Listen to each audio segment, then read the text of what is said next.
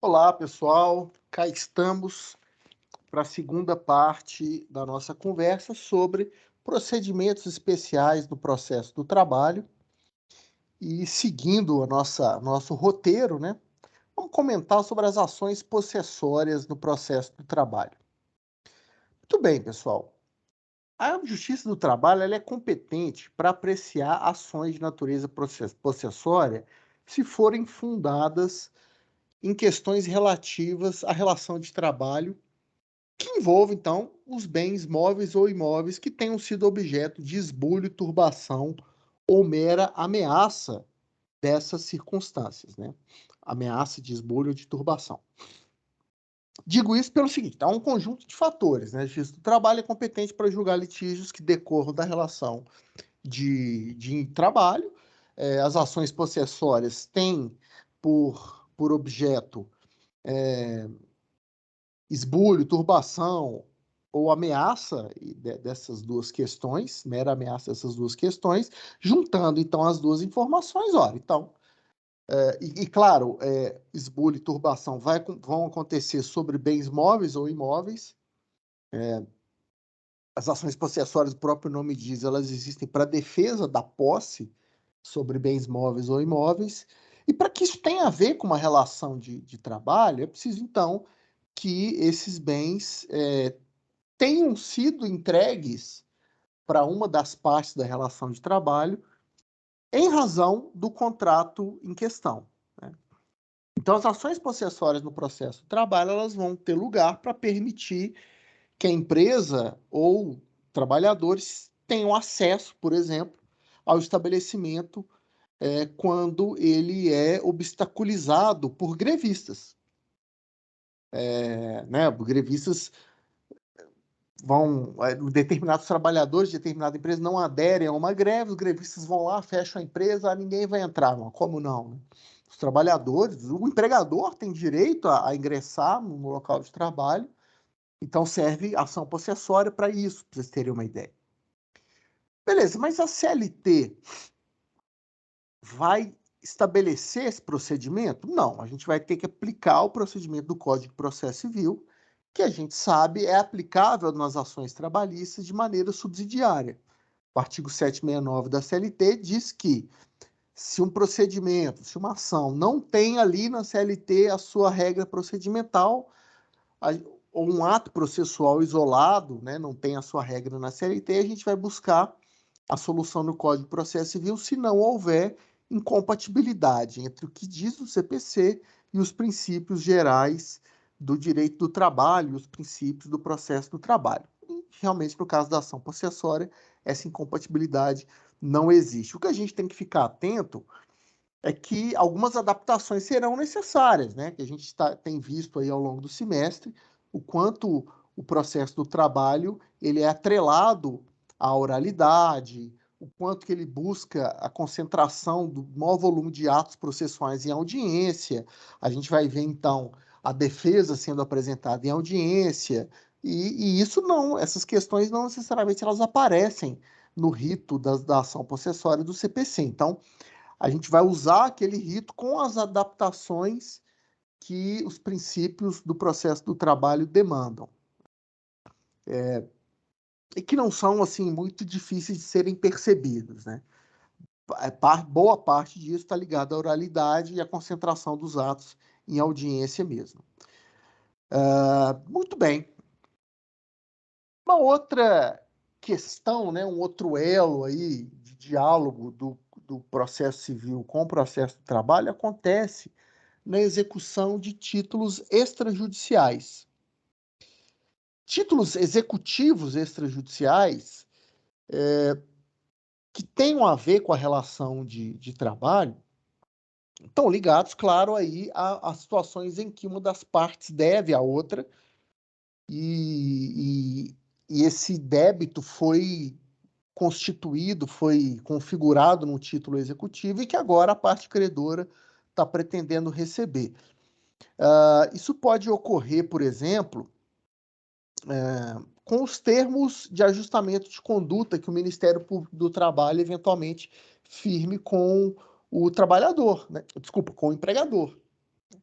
O empregador vai lá, faz esse termo de ajustamento de conduta, não cumpre esses termos, o Ministério Público do Trabalho vai a juízo exigir o cumprimento compulsório do que está colocado ali, e essa execução se dará na Justiça do Trabalho. Uma conciliação que foi obtida na comissão de conciliação prévia, um acordo que estabeleça ali obrigações entre tomador e prestador de serviço. Então, tudo isso são exemplos, né, daquilo que, uma vez não cumprido, vai ser executado na Justiça do Trabalho. O artigo 876 da CLT, ele vai estabelecer a possibilidade de execução de títulos extrajudiciais na Justiça do Trabalho. Agora, o que a CLT não declara são as condições ou os pressupostos que precisam estar presentes para a gente entender que um documento é título executivo extrajudicial. E aí nós vamos buscar onde essas informações? No Código de Processo Civil. O artigo 585 do CPC vai dizer lá o que é um título executivo extrajudicial, e aí essa é a linha de comunicação. Nós vamos procurar no documento que a gente está pretendendo executar na Justiça do Trabalho, a gente vai procurar no artigo 585 do CPC, né, se esse documento em questão preenche os requisitos ali colocados. Se preencher, estamos então diante de um título executivo, estamos com um título executivo em mãos, e aí podemos então instaurar uma execução na Justiça do Trabalho. Tranquilo? O rito para isso vai ser o rito que está na CLT para o cumprimento ali compulsório das obrigações pecuniárias. E aquilo que a gente não encontrar na CLT, naturalmente, vamos buscar no Código de Processo Civil a solução. Falando em cumprimento de obrigação pecuniária, dívida, que eventualmente está constituída num título extrajudicial, vimos que isso pode ser de competência da Justiça do Trabalho, mas aí vem a dúvida quase que automática, né? E se não estivermos se não tivermos um título executivo em mãos, podemos partir para uma ação monitória na Justiça do Trabalho? Sim, a ação monitória também é cabível no processo do trabalho. Claro que aqui, por aplicação subsidiária do Código de Processo Civil, mais uma vez, né, a CLT não menciona a ação monitória, o CPC sim. E essa é uma situação que pode, sim, ter...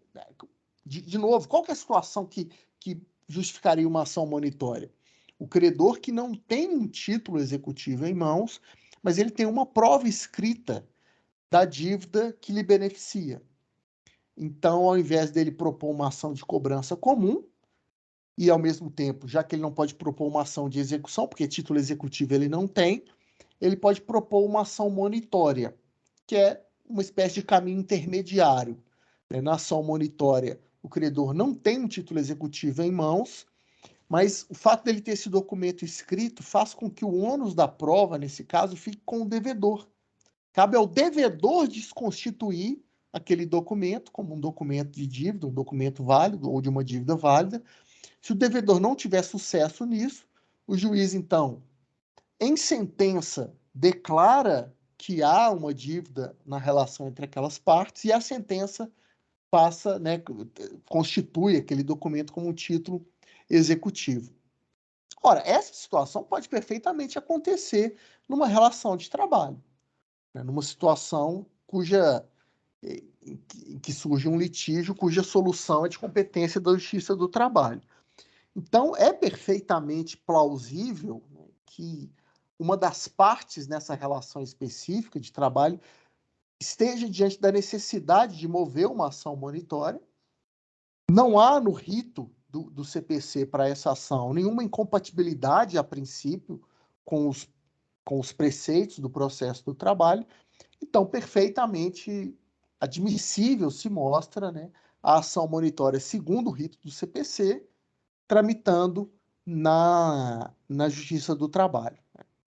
Vamos lembrar aqui que proposta a ação o CPC prevê que o juiz expressa o chamado mandado monitório, em que ele exige que a outra parte, em que ele exige não, né? Ele convida a outra parte a cumprir a obrigação ou oferecer embargos. Aqui, claro, vai haver uma adaptação, o juiz vai, na Justiça do Trabalho, expedir esse mandado, não apenas convocando, né, a parte a apresentar embargos, mas designando a audiência, e que em audiência, ou a parte ré cumpra a obrigação, ou ofereça embargos. Se a obrigação for cumprida de imediato, segundo o CPC, a parte ré fica isenta de custos e honorários, isso se aplica ao processo do trabalho também, né? A ação monitória no processo do trabalho também. E se a parte ré não cumprir a obrigação, preferir oferecer embargos, esses embargos serão julgados, e aí dali para frente segue-se o rito da CLT mesmo. Né? Porque se há procedência do pedido monitório, o juiz então vai constituir o título executivo judicial e dali para frente é a execução do título judicial mesmo. Se o juiz, por outro lado, acolher os embargos e rejeitar o pedido monitório, ele vai entender que não há nenhum crédito ali em jogo, e aí cabe à parte que propôs a ação monitória apresentar recurso ordinário. Né? Então, enfim, dos embargos para frente, a ação monitória segue o rito processual básico que a gente vê na CLT. Então, é o início e o próprio cabimento da ação monitória que a gente vai buscar no CPC. E o mandado de segurança? Não apenas regulado fora da CLT, mas fora, inclusive, do CPC. O mandado de segurança é regulado em lei própria. Ele tem aplicação no processo do trabalho? Tem, e muita aplicação. Vamos lembrar aqui que o mandado de segurança ele é cabível para proteção de direitos líquidos e certos, que não sejam amparados por habeas corpus nem por habeas data. Direito líquido e certo é aquele que tem uma procedência clara, né? Que você não depende de uma prova fática para demonstrar o seu direito. Né? Pela própria descrição da situação, com base no texto legal, aquele direito já é claramente identificável. Né? E se esse direito tiver sido violado por uma autoridade pública, aí então cabe mandado de segurança para que isso seja resolvido. Vamos dar uma olhada no artigo 5º, inciso 49, trata disso, né, dessa possibilidade, artigo 5º da Constituição, e diz ali para a gente, conceder-se-á mandado de segurança para proteger direito líquido e certo, não amparado por habeas corpus ou habeas data, quando o responsável pela ilegalidade ou abuso de poder for autoridade pública ou agente de pessoa jurídica no exercício de atribuições do poder público. Muito bem, e em que situação, né, isso poderia recair em algo que tem a ver com uma relação de trabalho ou até com um processo trabalhista? Ora, quando há, por exemplo, uma decisão judicial da Justiça do Trabalho que viole um direito líquido e certo da parte. Né? Por exemplo, a lei diz que, a CLT, né, diz que a audiência tem que acontecer com pelo menos 5 dias de antecedência, ou melhor dizendo, peraí, reformulando, né? A notificação que chega à parte reclamada, informando da audiência de instrução, a audiência em que a defesa vai ser apresentada, essa notificação tem que chegar com pelo menos 5 dias de antecedência. Caso contrário, a audiência não pode acontecer, ela tem que ser remarcada. A CLT é clara a esse respeito. Aí vamos imaginar que a notificação chegou para uma parte reclamada com 2 dias de antecedência, ela tem prova documental disso, né? O correio.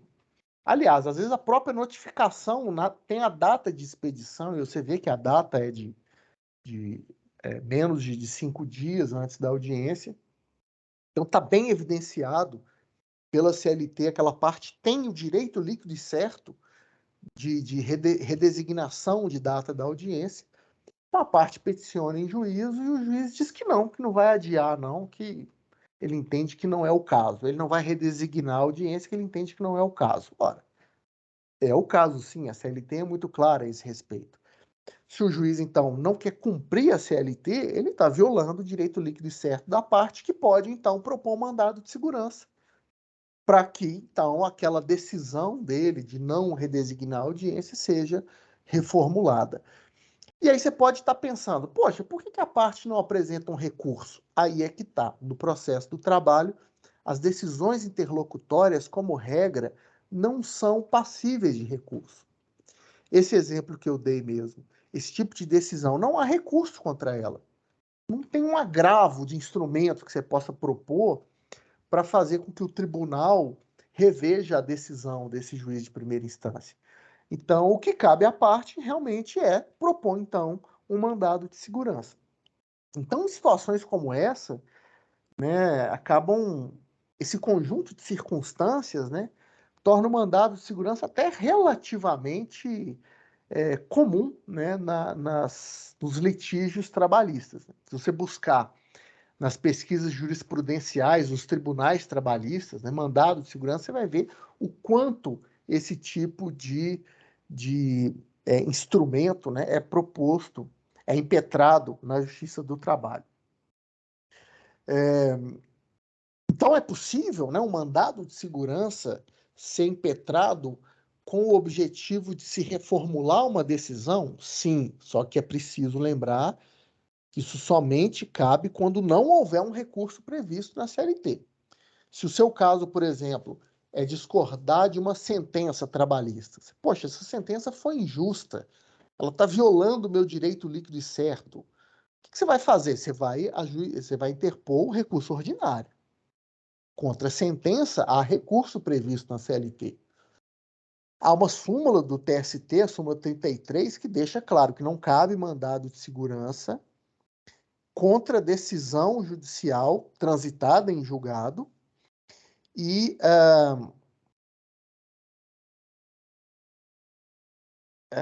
e uma outra súmula, não era essa súmula que eu queria citar, súmula 415, né, que vai dizer que não cabe mandado de segurança contra decisões contra as quais há um recurso previsto em lei.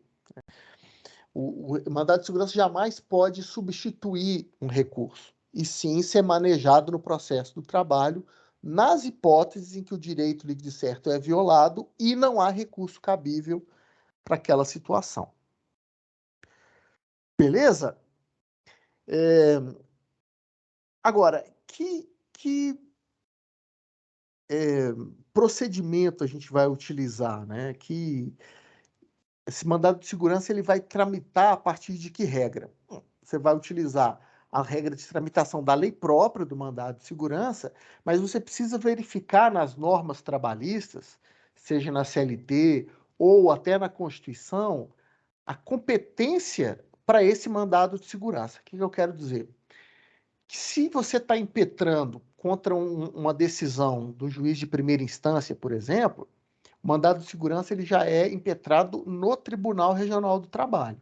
Então, é preciso verificar a competência originária do mandado de segurança a depender de qual decisão você está querendo atacar. Onde que eu vejo isso? Na CLT. Desculpa, na Constituição.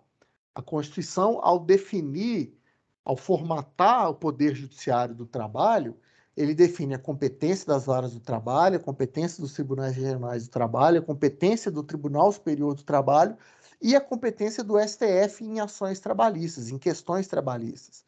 Então, ali você vai verificar, né, onde cabe o mandado de segurança, caso ele esteja sendo impetrado contra uma decisão de primeiro grau, contra uma decisão do Tribunal Regional ou contra uma decisão do Tribunal Superior do Trabalho. Beleza. Impetrou o mandado de segurança, seja em qual nível ali, em qual órgão da Justiça do Trabalho for, o mandado de segurança é julgado e eu não não concordei com a decisão que foi tomada ali, quero apresentar um recurso. Segundo a CLT, o recurso é o recurso ordinário. E lembrando que o mandado de segurança ele vai ser impetrado do Tribunal Regional do Trabalho para cima. Você não vai impetrar um mandado de segurança contra ato judicial direto na primeira instância, por exemplo. Se é contra ato judicial, você já impetra diretamente no Tribunal Regional do Trabalho. O recurso ordinário vai para o TST. Nas hipóteses em que o mandado de segurança vai ser impetrado na vara do trabalho, isso pode acontecer quando, por exemplo, você está se voltando contra alguma autoridade trabalhista, algum ato, por exemplo, do Ministério do Trabalho, aí, de novo, o mandado de segurança é julgado, o recurso cabível é o recurso ordinário e ele vai para a instância seguinte. Se a decisão for da vara do trabalho, recurso ordinário para o Tribunal Regional do Trabalho. Se a decisão do mandado de segurança for do Tribunal Regional do Trabalho, o recurso vai para o TST. Ok? E com isso, meus amigos e minhas amigas, finalizamos o nosso curso de processo do trabalho. Espero que as nossas conversas aqui tenham sido úteis para vocês, tenham ajudado todo mundo a compreender e a transitar melhor aí nesse mundo do direito processual trabalhista. E só me cabe aqui realmente agradecer a companhia, ainda que virtual, de todo mundo, a audiência de todos e o fato de vocês terem prestigiado minhas aulas até o final. Muito obrigado mesmo. Valeu, pessoal. Deixo aqui meu forte abraço, votos de muito sucesso na vida de vocês e pedidos de estudo sempre. Valeu, forte abraço, tchau, até logo.